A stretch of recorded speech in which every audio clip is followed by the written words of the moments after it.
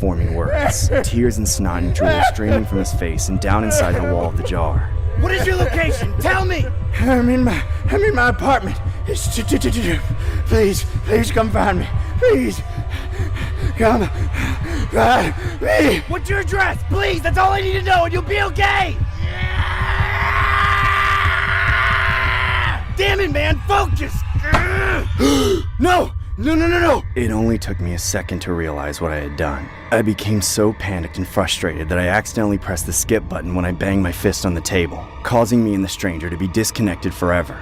I'll never be able to properly describe that sinking feeling I felt in that moment, knowing I had just doomed that man to his unusual fate of slowly suffocating, trapped, alone, unable to move. My hands were shaking uncontrollably. I didn't think there was anything I could do. If I called the police, they wouldn't be able to find him since I never heard his address. I didn't record any of it, and there's no way of knowing where somebody is from Omegle. Without a better idea, I swore to never go back on there. I tried to forget that I was ever on Omegle in the first place. I actually got drunk for the first time that night, in hopes that I could go to bed and sleep without much trouble. But God knows, even after all these years, there's nothing that will get the image of that trapped man in a jar out of my head. It's been haunting me for so long. Every day I wonder what happened to him, if anybody ever came to rescue him, or if those moments...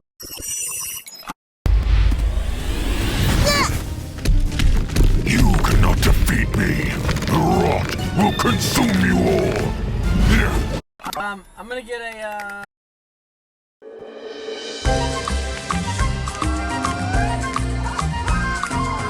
Moments he spent with me over the internet were his last moments with anyone. These days, I remember one man, one jar as a friend.